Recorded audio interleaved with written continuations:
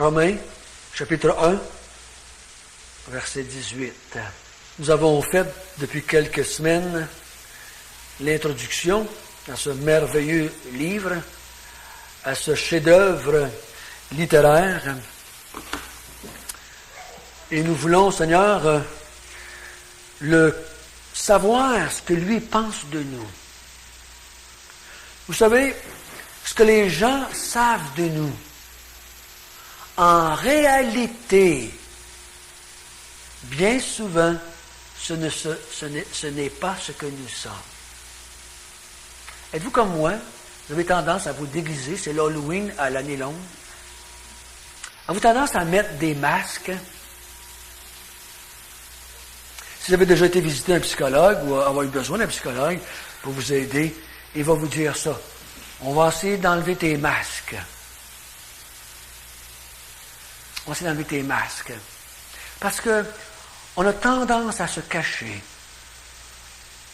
Et savez-vous pourquoi on le fait? Pour être aimé. Pour être accepté. Pour être bien vu. Pour que les gens nous disent, « Hey, c'est quelqu'un de spécial. Un super. Si tu savais. Si tu savais. »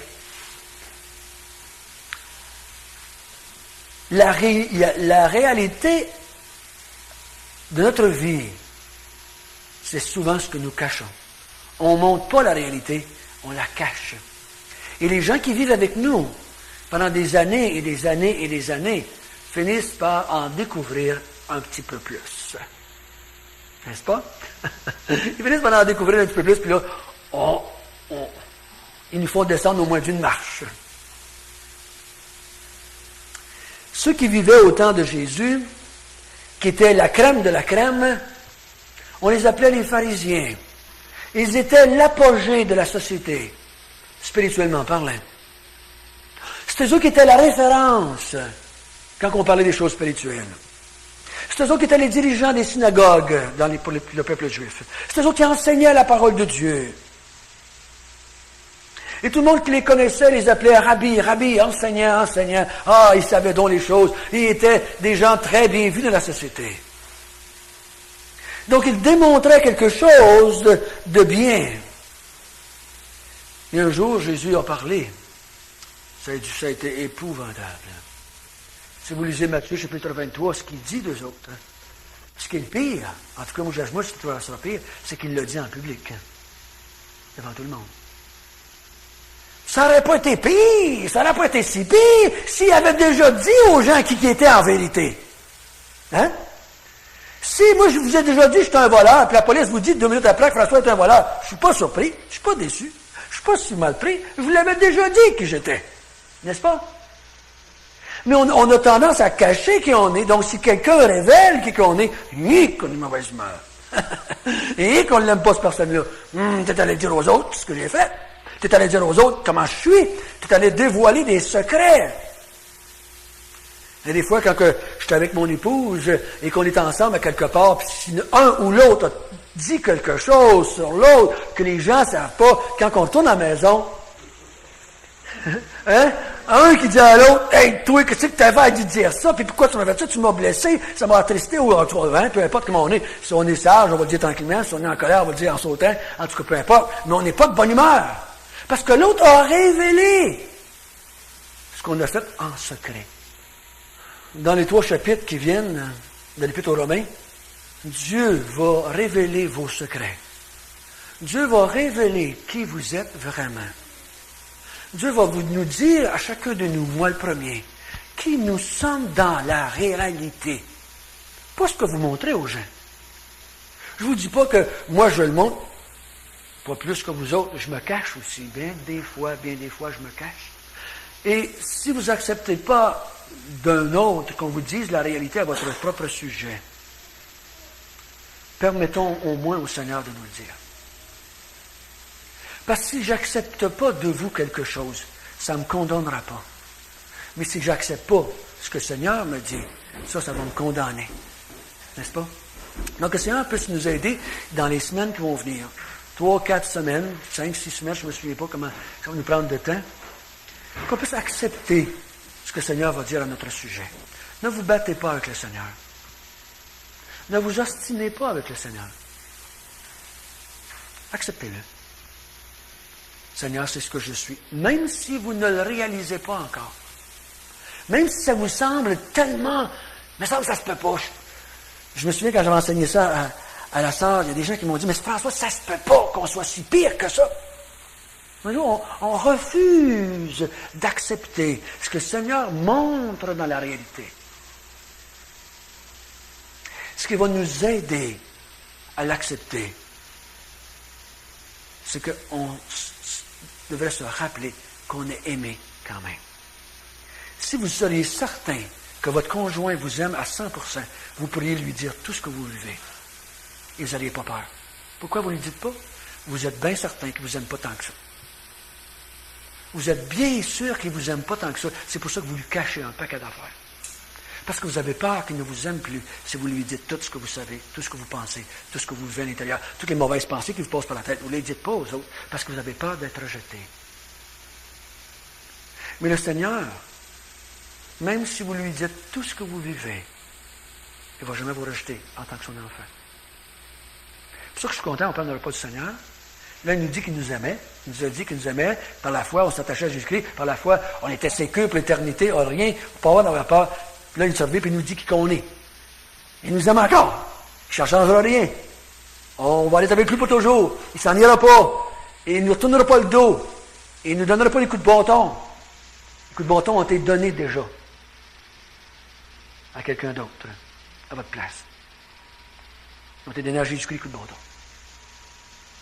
Il ne nous en donnera pas à nous. Donc, acceptons ce qu'il va nous dire dans les semaines qui vont venir. Hein. Vous avez déjà probablement entendu aussi des phrases comme ça en tant que chrétien. Ouais, ben lui, il n'a jamais entendu parler du Seigneur. Mais ces gens-là, dans le fin fond de l'Afrique, quelque part, ils n'ont jamais eu la Bible, ils n'ont jamais vu un missionnaire. Qu'est-ce qui arrive avec ceux qui n'ont jamais entendu? Dans les chapitres qui vont venir, on va répondre à ces questions-là. Qu'est-ce qu'il fait? Qu'est-ce qui arrive avec ma vieille grand-mère qui est morte au Québec, qui n'avait jamais vu un évangélique de sa vie? Qui n'a jamais lu la Bible, puis on lui avait dit de ne pas lire la Bible. On l'interdisait de lire la Bible. Qu'est-ce qui est arrivé avec elle? On va voir ça dans les chapitres 1, 2, 3. Parce que la Bible, elle va répondre à ça. Et ça va vous donner des mots de tête un petit peu. Ça m'en a donné à moi, en tout cas. Ça m'en donne encore. Parce que je ne comprends pas toutes les choses à 100%. Parce que Dieu est beaucoup plus grand que moi dans sa façon de penser. Moi, des fois, je vois même une forme d'injustice. C'est juste ma foi qui me fait croire que Dieu est toujours juste dans tout ce qu'il fait. Des fois, dans ma logique à moi, ça ne semble pas logique. Pourquoi ça ne semble pas logique? Parce que ma logique n'est pas correcte. Ma logique est brisée par le péché. Ma logique ne fonctionne pas bien. Donc, c'est pour ça que je ne suis pas capable de comprendre la logique de Dieu. On va regarder ensemble que Dieu considère tous les êtres humains. Au verset 18, si vous voulez bien. On va juste lire le verset 18. Qui veut lire bien fort? Vous pouvez lire à partir de là si vous voulez. C'est comme vous voulez. Ou dans votre propre Bible.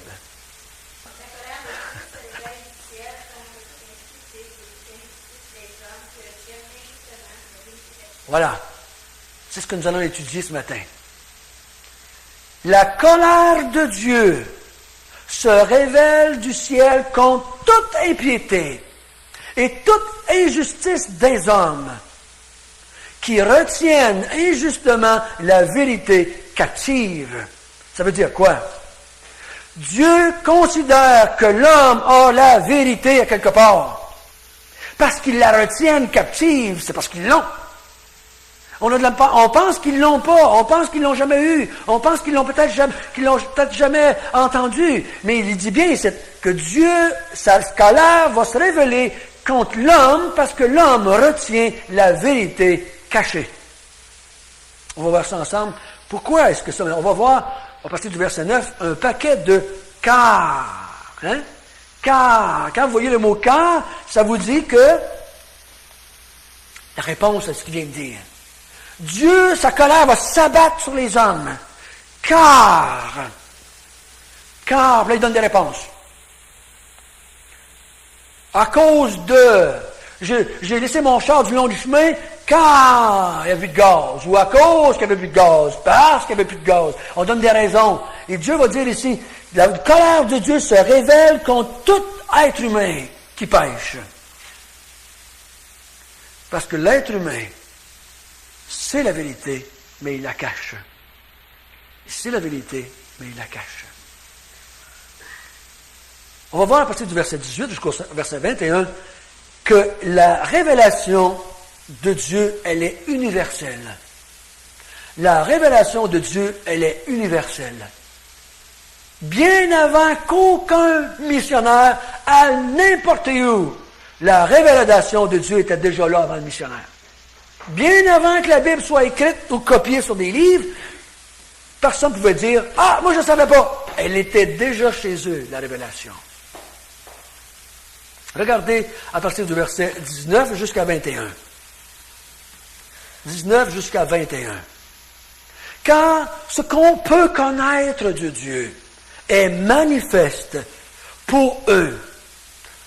Dieu leur ayant fait connaître, en effet, c'est la raison, les perfections invisibles de Dieu, sa puissance éternelle, sa divinité se voient comme à l'œil nu depuis la création du monde. Quand on les considère dans ses ouvrages, ils sont donc inexcusables. Car ayant connu Dieu, ils ne l'ont point glorifié comme Dieu, ils ne lui ont point rendu grâce, mais ils se sont égarés dans leurs pensées, et leur cœur sans intelligence a été plongé dans les ténèbres. Donc, qu'est-ce qu'il nous dit? La révélation de Dieu est universelle. Il dit, si vous regardez alentour de vous les œuvres de Dieu, ou les œuvres, n'importe quel être humain qui s'arrête et regarde la nature, est obligé d'arriver à un point de dire, d'où est-ce que ça vient, ça? D'où est-ce que ça vient, tout le monde qui a été créé? D'où est-ce que je viens, moi? Vous pouvez prendre n'importe quelle approche, que ce soit l'évolution, la création, les extraterrestres. Vous arrivez à toujours la même question. D'où est-ce que ça vient, tout ça?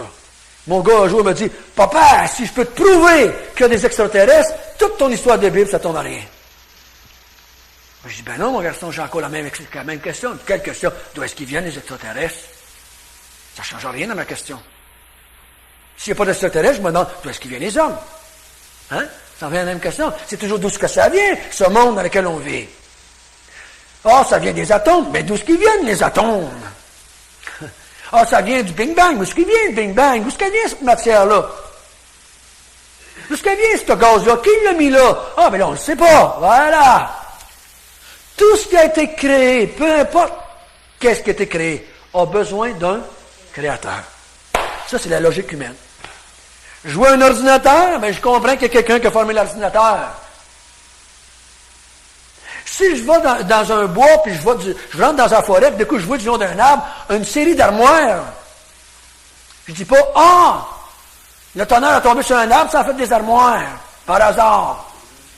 On ne dit pas ça, hein? Si on voit des armoires, on va conclure intelligemment, logiquement, qu'il y a eu un ébéniste qui a fait les armoires. Si je trouve une montre à terre, je ne dis pas, oh, par hasard. Non, on dit, il y a eu un horloger. Pourquoi maintenant est-ce que quand on voit la création, on dit que c'est le hasard? Il n'y a pas d'hasard. Il y a eu un créateur. Il y a eu un créateur. Et Dieu dit, plus vous allez étudier ce que vous voyez autour de vous, même quand vous regardez dans le miroir, la plus grande révélation ou la plus grande création, c'est l'être humain. D'où est-ce que je viens, moi? Je suis beaucoup plus qu'un arbre. Je suis beaucoup plus qu'une roche. Je suis beaucoup plus qu'une masse de gaz. Je suis beaucoup plus qu'une masse de roche. Je trouve ça, des fois, difficile à comprendre qu'on peut dire, bon, il y a eu une masse de roche, de matière, puis il y a eu une masse de gaz, ça a explosé, ça a fait des êtres humains. Qui ont des sentiments. Comment est-ce qu'une roche peut devenir avoir des sentiments? Comment est-ce que du gaz peut devenir avoir des sentiments? Par l'évolution, mais tout de même, on est obligé d'admettre qu'il y a un créateur. Ici, il dit, Dieu dit dans les passages, il dit, la connaissance est chez tous les hommes. C'est pour ça, mes frères et sœurs, que quand vous allez dans les pays où ce qu'on appelle non civilisés, des fois je me demande si on ne devrait pas inverser ça à l'envers, des fois. Hein? Je me demande, d'abord, quand ils nous regardent, qu'est-ce qu'ils disent? Ils disent peut-être c'est nous autres, les non civilisés. Regardez-la bien.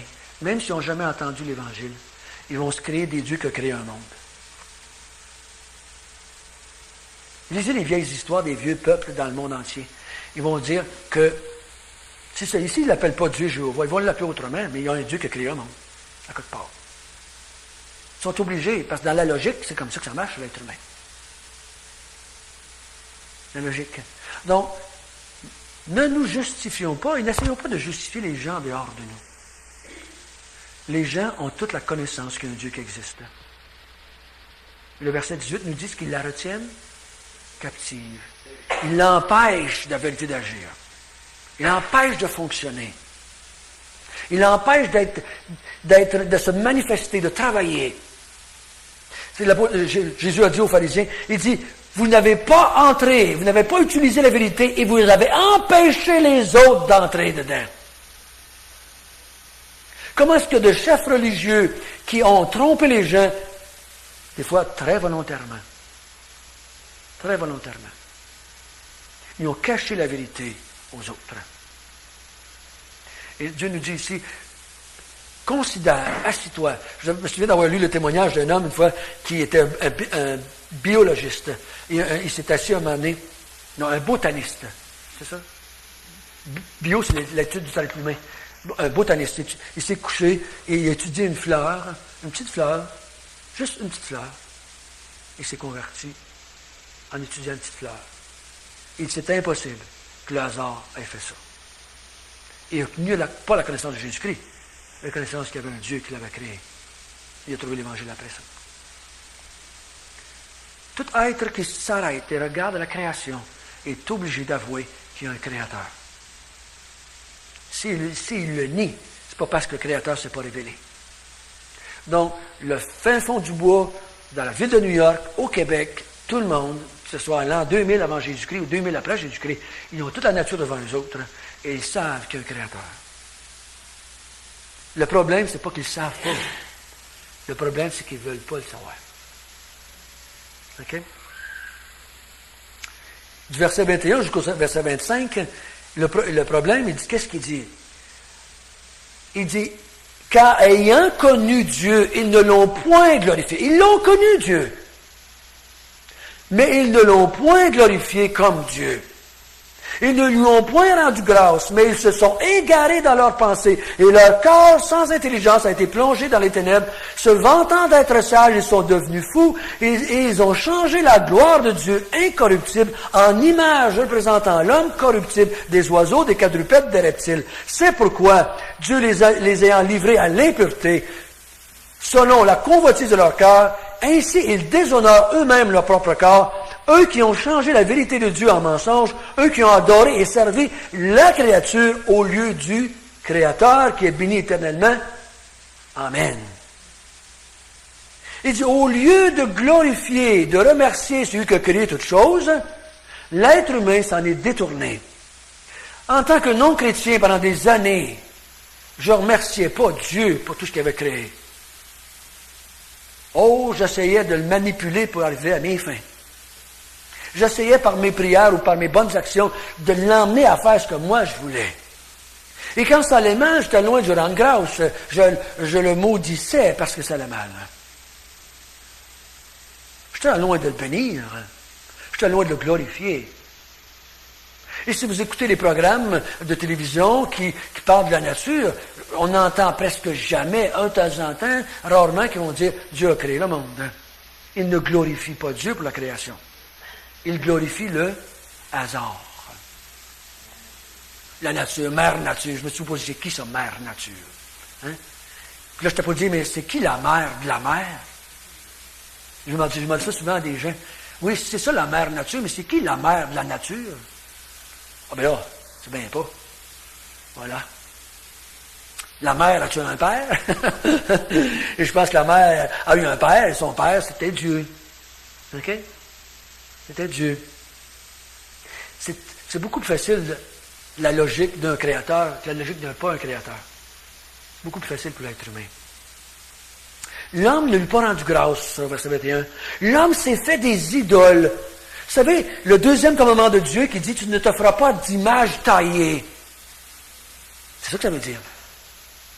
Ne prends aucune créature sur la terre, rien, pour te faire une image taillée avec et de l'adorer. Et de t'en faire une idole. Parce que toutes ces créatures-là, peu importe lesquelles ils sont, tu ne peux pas les prier. C'est de l'idolâtrie. Tu ne peux pas les adorer. C'est de l'idolâtrie. Qui que ce soit que ça voudra. Il y a juste un créateur et tous les autres, c'est des créatures. Les anges sont des créatures. Les êtres humains sont des créatures. Tous les êtres sont des êtres humains. Peu importe ce qu'ils ont fait dans leur vie, c'est tous des créatures. Et Dieu dit ici, ils ont pris une créature quelconque et en ont fait un idole et ils l'adorent. Dieu appelle ça être sans intelligence. Dieu appelle ça être sans bon sens. Dieu appelle ça de la folie. Tu lis dans Isaïe, quand il parle, il dit, le bûcheron part, ça va dans le bois, il prend un arbre, il le coupe, il s'en fait des morceaux, il s'en vient chez eux, il en fait quelques-uns, et il chauffe son poêle avec ça. Là, il trouve une bûche, il la met à côté, il la taille, il se fait une statue avec, puis il se met à jouer, puis il prie. Dieu dit, quelle folie! C'est le même bois que tu as mis dans le feu. Pourquoi maintenant penses-tu que ce morceau de bois-là va t'écouter? La folie pure. Pourquoi penser qu'une créature pourrait nous aider quand le Créateur est là à côté de nous autres, puis il voudrait nous aider, lui? Pourquoi parler à fiston quand je peux m'adresser directement au Père? Hein? Pourquoi? Dieu appelle ça de la folie. Je ne sais pas si vous avez déjà été comme moi, avez-vous déjà prié des créatures? Avez-vous déjà adoré des créatures? Je l'ai fait pendant des années. Dieu dit, t'étais fou dans ce temps-là, mon olette. T'étais sans intelligence. Il y en a qui prient les morts. Des gens qui sont comme nous autres, des pauvres créatures comme nous autres. Puis ils s'adressent à leur père mort ou à leur mère mort. Pensant qu'ils vont avoir des exaucements quelconques. Ben non, ils ne nous entendent pas. Ils ne sont pas Dieu. Il y a juste Dieu qui nous entend. S'il est au ciel, il est au ciel, il ne peut pas t'entendre. S'il est en enfer, il est en enfer, il ne peut pas t'entendre. Si Dieu ne sera pas ici, il ne pourra pas nous entendre. Donc, de dire que mon Père qui est mort peut m'entendre, c'est lui donner un attribut qui appartient seulement qu'à Dieu. Il y a juste Dieu qui est omniprésent. Mon Père qui est mort n'est pas omniprésent. Donc, il n'est pas partout à la fois. Il n'est pas ici. Il n'est pas ici, mon Père. Soit il est au ciel, soit il est en enfer, mais il n'est pas ici. Il ne peut pas m'entendre. Souvent, je dis aux gens qui prient des êtres humains, et je leur dis, mais comment est-ce que tu savais qu'il était là? Comment peux-tu savoir qu'il t'écoutait? Il y a des saints que des millions de gens prient en même temps. Comment est-ce qu'il fait, ce saint-là, pour l'entendre, toutes ces prières-là? Il n'est pas Dieu. Dieu sait tout ce qui se passe en même temps. C'est pour ça que des millions de gens peuvent prier en même temps, puis ils entendent tout en même temps. Mais pas un être humain, pas une créature, même angélique. Même un saint ne peut pas entendre 5 millions de gens qui prient en même temps. Juste Dieu qui peut faire ça, parce qu'il est omniscient. Aussitôt qu'on se tourne vers une créature pour le prier ou l'adorer, on en fait un Dieu. Même les gens qui disent, oh non, non, c'est pas un Dieu, c'est pas un Dieu. Tu n'en fais un Dieu, tu dis qu'il entend tout. Donc, tu en fais un Dieu. Et Dieu dit, c'est d'idolâtrie, tu ne peux pas faire ça. Et vous savez, le plus drôle, c'est que l'être humain se fait des idoles juste avec un but. Pourquoi? Pourquoi il se fait? Pour, James est là, pour se faire servir par les dieux qu'il a créés. C'est où ça? Quand les Égyptiens se sont fait un dieu du Nil, c'est pas pour rien. C'est pour que le Nil les amène de l'eau pour qu'ils puissent faire leurs affaires. Quand les gens se sont inventés un dieu de la fertilité, la déesse de la fertilité, c'est pourquoi? C'est pour que les vaches donnent des petits, pour que les femmes aient des enfants. C'était pour eux autres qui faisaient ça. Donc, quand l'homme s'invente un dieu quelqu'un, peu importe c'est qui, l'homme se fait des dieux pour se faire servir par ces dieux-là. Ah oui, il leur donne une vache ou un cochon ou de l'argent. Mais c'est pour avoir de quoi? Hein? C'est pour avoir de quoi? Donc Dieu dit, tous ceux qui font ça, je ne peux pas accepter ça. Dieu n'accepte pas ça. J'ai marqué une définition aussi. L'idolâtrie, c'est d'aller vers quelqu'un ou quelque chose pour combler un besoin que Dieu comble ou doit combler. peu importe vers qui je vais, peu importe vers quoi je vais, si je vais vers quelque chose autre que Dieu, j'en fais un idole. J'en fais un idole. Parce que ça devait être Dieu qui comble ce besoin-là dans ma vie. Et non pas ma femme, pas mes enfants, pas mon pasteur, pas mon église, pas le voisin, pas la Sainte Vierge, pas Saint-Joseph, pas personne. Je devrais aller à Dieu pour mes besoins. Dieu peut se servir de n'importe quoi d'autre pour les combler ce besoin-là. Mais moi, je vais à Dieu avec mes besoins. N'est-ce pas? Pas aux gens autour de moi. Parce que j'en fais des idoles. Je les demande de combler des besoins que Dieu seul devrait combler. Et qu'est-ce qui est arrivé après ça? L'effet de faire cela, l'effet de se détourner de Dieu et d'aller vers la créature, Dieu, il dit au verset 25 et 27, comment est-ce qu'il dit ça? C'est pourquoi Dieu les a livrés à des passions infâmes. Car leur femme a changé l'usage naturel en celui qui est contre nature. Et de même, les hommes, abandonnant l'usage naturel des femmes, se sont enflammés dans leurs désirs les uns pour les autres, commettant homme avec homme des choses infâmes et recevant en eux-mêmes le salaire que leur méritait leur égarement. Dieu les a livrés à eux-mêmes. Je ne sais pas si vous avez déjà eu des problèmes dans votre vie personnelle avec l'homosexualité, mais Dieu dit ici, c'est quoi? Ce n'est pas le résultat de tes parents. Ce n'est pas le résultat de la société. Et il dit, c'est parce que l'homme s'est détourné de Dieu. Parce que l'homme a adoré les créatures au lieu du Créateur. L'homme est devenu un pécheur. Et l'homosexualité, ça vient du péché. On n'a pas le choix. Oh, on a toutes des grandes explications psychologiques, mais fondamentalement, on est obligé d'arriver à la place de dire que ça vient du péché. Peu importe comment ça va vous prendre d'étapes pour arriver là, ça vient du péché. Même si tu seras venu au monde de même, ça vient du péché pareil. Parce que l'homme n'a pas été créé pour être de même. Dieu a dit qu'il a créé une femme, il a créé un homme, il dit allez, multipliez-vous. Et peu importe, à quelque part, ça s'est brisé. Que tu sois venu au monde de même ou que tu sois venu au monde après, comme ça ne change rien. Dieu dit, je vous ai livré à des passions infâmes. Dieu vous a laissé aller. Dieu vous a laissé, il n'a plus mis de retien-bain. Et l'homme, il s'est en allé dans la débauche. On essaie de justifier ça aujourd'hui. Je voyais ça ce matin, j'ai lu la pancarte en arrière. Elles s'aiment, deux femmes ensemble et au grand jour. Vous avez déjà remarqué que c'est là? L'homosexualité sans préjugés. En voulant dire, c'est correct. Pas de problème, c'est correct. Mais c'est pas correct. Je ne suis pas en train de dire qu'ils sont plus mauvais que nous. Je ne suis pas en train de dire qu'ils sont pires que nous. Non. Je suis en train de dire que c'est un effet du péché. C'est ce que Dieu dit ici. Je me souviens un jour, j'ai rencontré un jeune homme qui était homosexuel. Il m'a demandé ce que Dieu en pensait. Et je lui ai demandé de lire ce chapitre-là, Romains 1. Tu as une Bible chez vous, va-t'en chez vous, lis le chapitre Romains, chapitre 1, au complet. Lis-les 3-4 fois, et la semaine prochaine, on se rencontre, et tu me dis ce que toi, tu penses du chapitre. Il est revenu, puis il m'a dit, Dieu est contre ça. Il avait compris par lui-même, il n'a pas besoin d'avoir des grandes explications.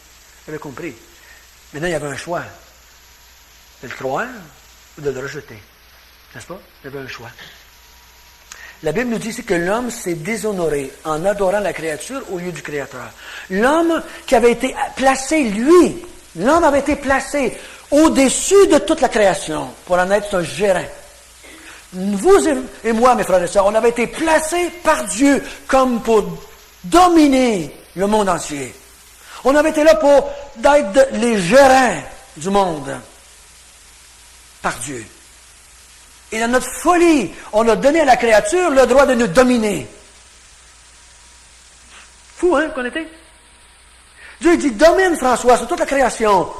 Je l'ai mis là pour toi. Je me vire d'abord, puis je prends ce qu'il m'a donné, et je l'adore, puis je deviens son propre serviteur. Dieu dit, c'est pas bon ça. C'est pas bon ça, c'est pas correct. C'est pas correct.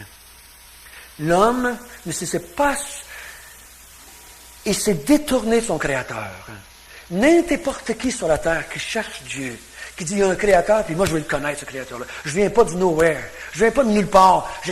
Dieu a créé le monde, mais moi je veux le connaître, ce Dieu-là. Je vous garantis qu'il soit dans le fin fond de l'Amazonie, qu'il soit au pôle Nord ou au pôle Sud, qu'il soit n'importe où, Dieu leur joindra bien, je vous le garantis.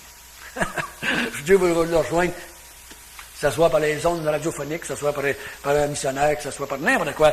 Dieu leur joindra bien pour qu'ils soient sauvés. Parce que Dieu a dit, quiconque me cherche, me trouve. Il dit même ailleurs, je me laisserai trouver par eux. Il y a une traduction un peu comique qui a traduit, je l'enfargerai pour qu'il me trouve. En voulant dire, il va me trouver, il va me mettre devant lui, puis il va foncer sur moi. Il va me trouver. Si les hommes ne trouvent pas Dieu, c'est parce qu'ils ne le cherchent pas. Et c'est pour ça le verset 28, il dit quoi? Comme ils ne se sont pas souciés de connaître Dieu, Dieu les a livrés à leur sens réprouvé pour commettre des choses indignes. Étant remplis de toute espèce d'injustice, de méchanceté, de cupidité, de malice, plein d'envie, de meurtre, de querelle, de ruse, de malignité, rapporteurs, médisants, impies, arrogants, hautains, fanfarons, ingénieux au mal, rebelles à leurs parents, dépourvus d'intelligence, de loyauté, d'affection naturelle, de miséricorde. Ouh! Quelle description qu'il donne de la race humaine. Aimez-vous ça? C'est pas drôle, hein? Comment Dieu nous voit? Comment Dieu vous voit et me perçoit? Vu que tu t'es pas soucié, mon honnête, de me connaître. Pendant des années, je ne me suis pas soucié du tout de connaître Dieu. Dieu nous dit qu'il nous a livrés à notre sens et réprouvés. Qu'est-ce que vous avez dans votre Bible, Lucie? C'est que tu as dans ta Bible? La même chose? OK. Sens réprouvé, verset 28. Il les a livrés à leur... Comme ils ont refusé de reconnaître Dieu, Dieu les a livrés à leur intelligence déréglée. L'intelligence déréglée, ça vous avez dit tout à l'heure, hein? L'être humain, dans sa folie, il se fie à sa folie. C'est comme le fou qui dit, je suis pas fou. Voyons donc, je suis pas fou. L'être humain essaie d'analyser le monde autour de lui, mais son intelligence, elle est déréglée. C'est ça qu'il analyse, puis il dit, c'est bleu, mais il ne sait pas qu'il est daltonien. Ça c'est pas mal. Il ne sait pas, lui, son intelligence est déréglée. Donc, si tu veux savoir qu'est-ce qui est bien et ce qui est mal, tu dois aller voir celui qui n'est pas déréglé. Il y en a un qui n'est pas déréglé. C'est Dieu. Tous les autres, même ta femme, même ton mari, ils sont tous déréglés. Ils sont tous déréglés. Ils ne peuvent pas percevoir ce qui est bien ou ce qui est mal. Il dit, c'est tous les péchés qui viennent là, c'est pas des maladies. C'est pas des maladies, ces péchés-là. Ça vient du fait que l'homme a abandonné son Dieu. L'homme s'est détourné de Dieu vers la créature, au lieu du Créateur. Il y a un verset qui dit, « Malheur à ceux qui appellent le mal bien et le bien mal, qui changent les ténèbres en lumière et la lumière en ténèbres, qui changent l'amertume en douceur et la douceur en amertume. » Dieu dit ça en Israël. Il dit, « Malheur à l'homme qui appelle le mal bien et le bien mal. » Aujourd'hui, on voit les gens autour de nous qui regardent ça et disent, « Oh, mais Dieu, il n'est pas contre ça. C'est correct, ça. Si je ne fais pas de mal, c'est correct. S'il était consentant, c'est bien. » Mais c'est pas vrai. Qu'est-ce qui détermine ce qui est bien et ce qui est mal? Dieu seul. Tu n'as pas le droit, toi, de t'ingérer et de dire, moi, je vais te dire ce qui est bien. Quand toi, tu commences à dire, ça c'est bien, ça c'est mal, tu te fais Dieu. Savais-tu ça? Tu te déclares Dieu. Moi, je sais qu'est-ce qui est bien et ce qui est mal. Moi, je vais dire, ça c'est bien, puis ça c'est mal. Tu ne peux pas dire. Quand tu vas en cours, c'est qui décide qu'est-ce qui est bien, qu'est-ce qui est mal? Le juge en avant. Tu as bien beau se taper haut, même dans ton banc. Si lui dit coupable, c'est fini. Parce que c'est lui. Et quand Dieu dit que c'est mal, tu as bien beau faire tout ce que tu voudras, se taper, sortir tes gros livres, et expliquer tout ça par toutes sortes d'affaires, Dieu dit, c'est mal. Ou dit, c'est bien. Donc, méfions-nous un petit peu de nous-mêmes. Méfions-nous un petit peu de notre intelligence un peu folle. Il faut avoir référence à la Bible. Il faut avoir référence à Dieu pour savoir qu'est-ce qui est bien et ce qui est mal. Un dernier, en terminant, le verset 32. « Et bien qu'ils connaissent le jugement de Dieu, déclarant dignes de mort ceux qui commettent de telles choses, non seulement ils les font, mais encore ils approuvent ceux qui les font. Quand je t'approuve, je m'approuve. Quand je te dis c'est correct ce que tu fais, je suis en train de me dire à moi, c'est correct. Si je dis c'est mal, je suis en train de me dire que c'est mal pour moi aussi. Donc, en justifiant tout le monde, je me justifié. Quand je dis il n'y a plus de péché, je suis en train de dire je ne fais plus de péché. C'est moi que je défends. C'est moi que je veux protéger. C'est pas toi. C'est pas la société. Je m'en fiche de la société. C'est moi que je veux protéger. Mais en justifiant, pauvre lui, c'est pas de sa faute. C'est la faute de la société. Donc je suis en train de dire c'est pas ma faute non plus. C'est la faute de la société. Dieu il dit des choses étranges. Ils connaissent le jugement de Dieu. Ils savent que c'est la mort, la conséquence.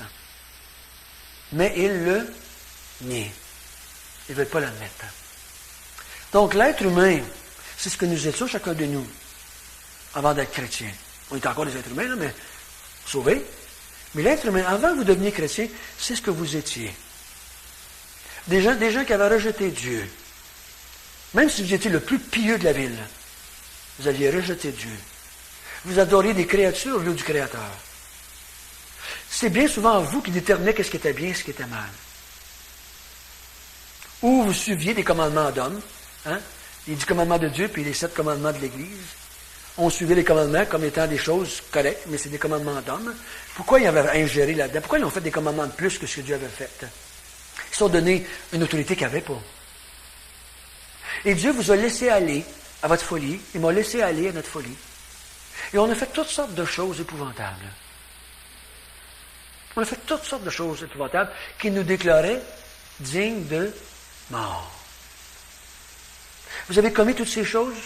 Ingénieux au mal, reporter, médisant, impie, arrogant, hautain, fanfaron, querelle, rusable. Vous avez tous commis ça, n'est-ce pas, ces péchés-là? On a tous commis ça. Il n'y a pas personne qui peut dire ce matin, « Ah, moi, je suis à part des autres. Moi, je suis à part. Je ne suis pas là. Moi, je ne suis pas dans la gang. » François, Dieu parle de toutes vous autres, mais pas moi. Oh, oh, oh. Dieu parle de tout le monde ici. Tout le monde. Tout le monde. Acceptons-le. J'étais comme ça avant. Mon intelligence était perturbée. Ma folie était là, elle me rongeait. Acceptons-le. C'est Dieu qui nous le dit. Pas facile à accepter, n'est-ce pas? Pas facile.